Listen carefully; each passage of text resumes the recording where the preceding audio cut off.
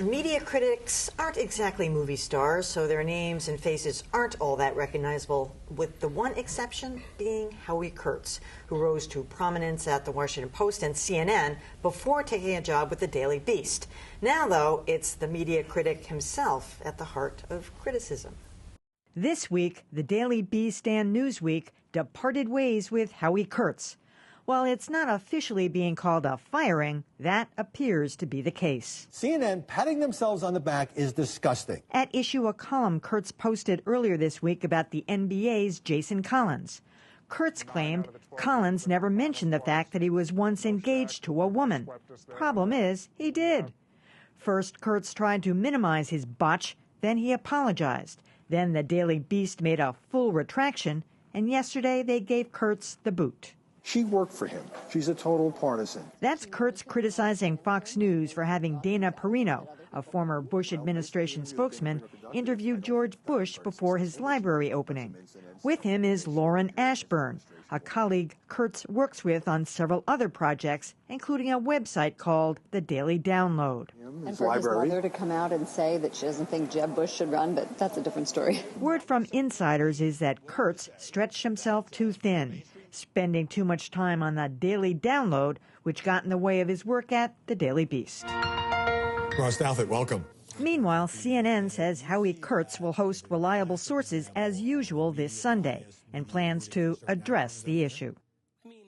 Well, there's no question Howie Kurtz had his fingers in a lot of pies. And he even had a regular stint right here on PBS's NewsHour with Lauren Ashburn. So, I mean, he was doing a lot of things. But did you think, TJ, that this rose to the level of a fireable offense? Well, of course, he wasn't fired just for the Jason Collins mistake. This is maybe the straw that broke the camel's back. I mean, there was the issue with quoting Darrell Issa, the congressman from California, when he didn't actually talk to him, saying that Greta Van Susteren had questioned whether Hillary Clinton was actually sick. That didn't happen. So it's really strike three for him. But it does come at an interesting time because Howie Kurtz became the most admired media critic in the country because of his work ethic, and now it appears that's also been his downfall. He has spread himself thin, as your piece mentioned, and he appears to have lost his focus, and he is now guilty, obviously, of some of the shoddy, lazy reporting, which he has made a career critiquing. What I think is interesting is that he was hired by the Daily Beast not as a media person, as a political person, but yet he has a lot of focus on media because that's how we know him, and particularly through the platform of CNN. It's clear to me something else is going on here. I don't know what it is. I mean, I could just note casually, anecdotally, looking at the CNN program, but I don't know anything else. I didn't know he was working with her on other programs. She's on Reliable Sources quite a bit, Lauren Ashburn. So I knew that they worked together on the Daily Download, but I had no idea that that went beyond that particular platform. Yeah, and I saw them doing that thing that I got was something called Mediate. So they were on, and they had the CNN logo was in the background. They're together. So, I mean, if he's doing these hits 3, 4, 5 times a day on these video things, I mean, that takes a lot of time. And there apparently have been times when Kurtz has described himself as some sort of a more than an unpaid advisor to the Daily Download. It's something that he's heavily involved in. And, it may very well be that he was plotting his escape from the Daily Beast but wasn't quite ready to give up the day job yet, and yes, got incredibly overextended.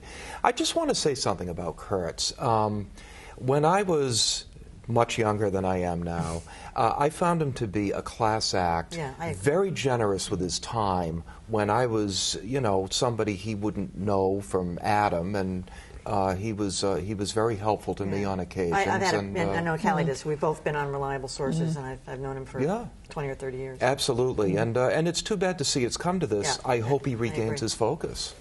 Yeah, I think, as you said, there must be something else going on here because obviously it was a mistake to say that Jason never mentioned he was engaged, but he did. That's it's a mistake. You corrected the congressman. That was a problem. But apparently he mistook the congressman's aide for the congressman. So, that's embarrassing. But we all make mistakes.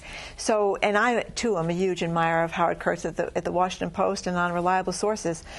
it seems as though what he might have been doing was promoting this what's it called? Daily download. The daily download. Non-stop. Yes. And that may have been getting it under everybody's skin, this constant talking about it. And some of the videos seemed a little strange to me. What do you think he'll say on reliable sources? How is he going to do I can't believe that CNN is letting him go on they the put out show a on Sunday. statement. Of course, they're going to have huge ratings. Yeah, what time's it on again? 11 o'clock. 11 o'clock.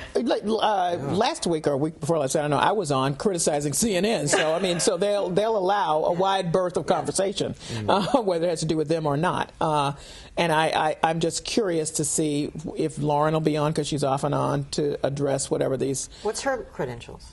She used to work for USA Today. I really actually did not know her at all until she started showing up on reliable sources all the time. What I think is interesting here is that if CNN has opted not to take any action, they must think that whatever was going on with the Daily Beast did not rise to the level for them. Now, I've also heard that maybe they were just going to let him ride out his contract. I have no idea when his contract is up, but I don't think it's immediate, so... It's also interesting that, of course, a lot of the gaffes that they're picking over now were on CNN, and so that has to be uncomfortable. Yeah, exactly.